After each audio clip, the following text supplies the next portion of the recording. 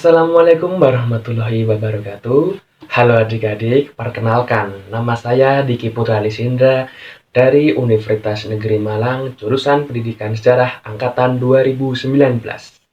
Setelah adik-adik membaca leaflet materi sejarah politik etis dan beberapa organisasi pergerakan secara sekilas, selanjutnya saya akan membahas materi tersebut secara mendalam. Munculnya politik etis tidak dapat terlepas dari protes yang dilontarkan oleh orang-orang Belanda terhadap pemerintahnya sendiri. Protes tersebut tidak dapat terlepas dari tokoh seperti Edward Dowes, seorang kontrolir di Hindia Belanda. Ia melalui bukunya yang berjudul Machiavelli melancarkan kritiknya terhadap pemerintahan Belanda. Selain itu, juga terdapat tokoh bernama Van Deventer, seorang anggota parlemen di Belanda. Van Deventer mengusulkan untuk menerapkan kebijakan politik Ries Van Deventer atau lebih dikenal dengan politik etis, kebijakan pembangunan strategis yang menyasar pada bidang irigasi, transmigrasi, dan edukasi. Usulan tersebut diterima dan diumumkan pada saat pidato kenaikan Ratu Belanda Wilhelmina tahun 1901. Pada saat itu juga diakuilah hak para bumiputra. Pengaruh politik etis pada bidang pendidikan. Para bumiputra mulai memiliki kesadaran bahwa masyarakat harus mampu bersaing dengan bangsa lain. Golongan bumiputra banyak yang berprofesi sebagai guru, jurnalis, dokter, dan aparatur pemerintah. Melalui bidang pendidikan, tersebarlah ide-ide kemajuan dan pembebasan bumiputra dari penindasan kolonialisme. Hal tersebut memantik perjuangan kemerdekaan yang bersifat nasional dan mengubah strategi perlawanan fisik menjadi perlawanan berwadah organisasi.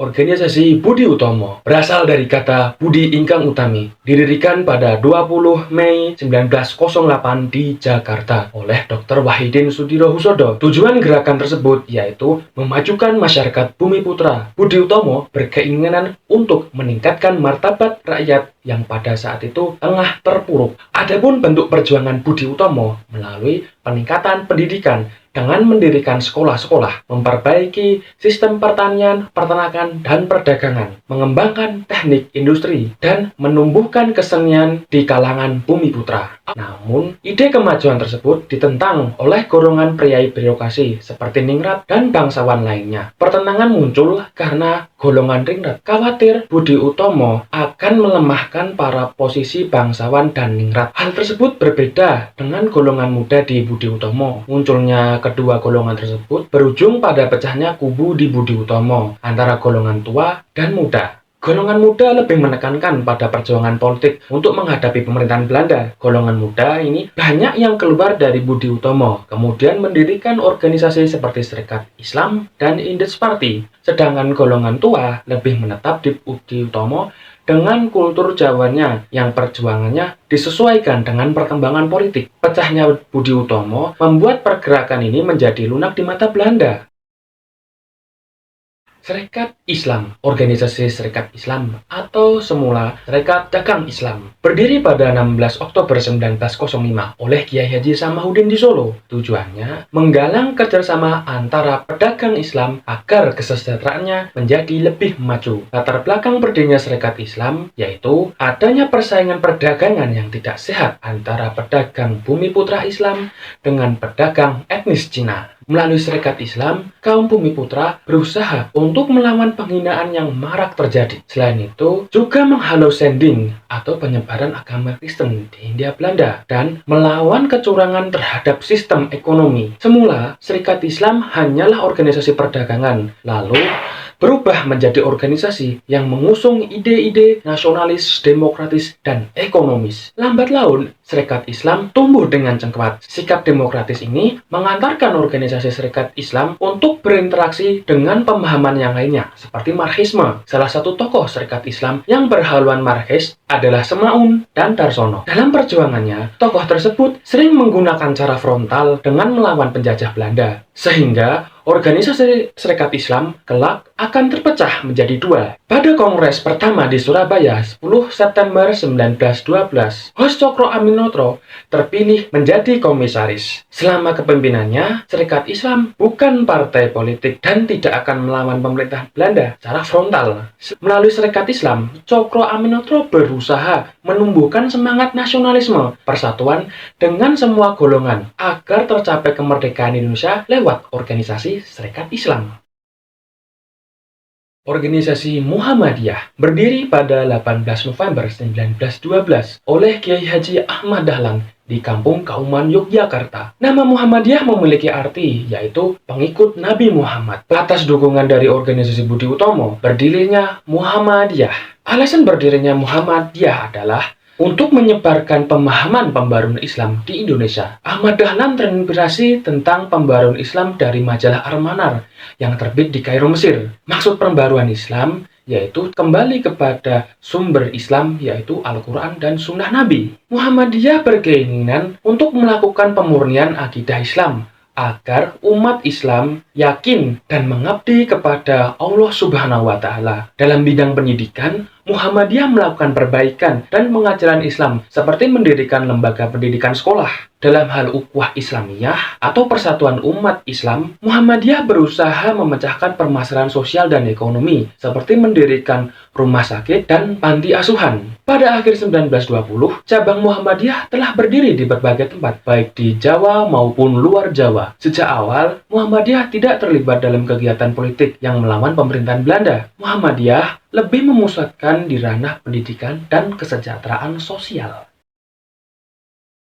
Partai Komunis Indonesia semula bernama ISDF atau Indiet Social Democratic Vereniging, didirikan pada 9 Mei 1914 oleh Senelevit. Tujuannya menyebarkan paham Marxisme dan komunisme di Indonesia. Namun, organisasi ini tidak mendapatkan simpatik yang banyak dari kalangan masyarakat di Hindia Belanda. Maka untuk mendapat dukungan yang banyak, ISDF mulai melakukan penyusupan dengan organisasi yang memiliki massa yang banyak, salah satunya Serikat Islam. Lalu, ISDF mulai menyusup di dalam tubuh Serikat Islam dengan memasukkan para anggota ISDF ke dalam organisasi tersebut agar mendapat simpati dari massa yang banyak. Hal tersebut terpecah menjadi dua, antara Serikat Islam Putih dan Serikat Islam yang berhaluan komunis.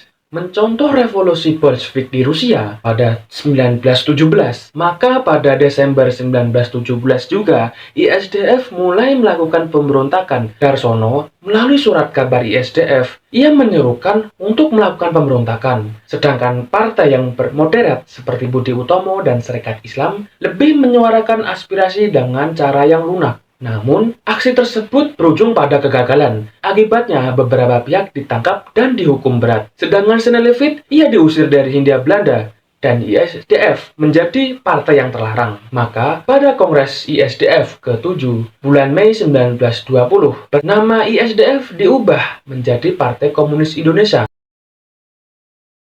Organisasi Taman Siswa didirikan pada 3 Juli 1922 di Yogyakarta oleh Raden Mas Suwardi Suryoningrat atau lebih dikenal dengan nama Ki Hajar Dewantoro. Taman Siswa merupakan organisasi kebangsaan dengan sikap lebih kooperatif dengan penjajah Belanda. Ia pernah menantang kebijakan Belanda, yaitu perayaan 100 tahun Hari Kemerdekaan Belanda. Menurutnya, rakyat pribumi tidak pantas merayakan kemerdekaan negara yang sedang menjajah negaranya. Akibatnya, dibuang ke Belanda antara tahun 1913 hingga 1919. Setelah kepulangannya dari Belanda, Ki Hajar Dewantoro mendirikan sebuah sekolah, National Undergraduate Institute Taman Siswa di Yogyakarta. Jenjang yang dibuka hanyalah taman kanak-kanak dan kursus keguruan. Tujuannya mendidik para kaum muda agar memiliki jiwa nasionalisme yang tinggi. Pengajaran di sekolah taman siswa ialah berkeinginan agar siswa dapat berperasaan, berpikiran, dan bekerja secara lebih merdeka. Semboyan yang digunakan dalam taman siswa yaitu Ing Ngarso Tulodo, Ing Madya Mangunkarso, dan Tutwuri Handayani. Bentuk perjuangan taman siswa dengan mendirikan sekolah-sekolah dengan jenjang dan kejuruan. Organisasi keagamaan Nahdlatul Ulama, artinya kebangkitan ulama, didirikan pada 31 Januari 1926 di Surabaya oleh Kiai Haji Hasyim Asy'ari. Ada 3 alasan Nahdlatul Ulama berdiri.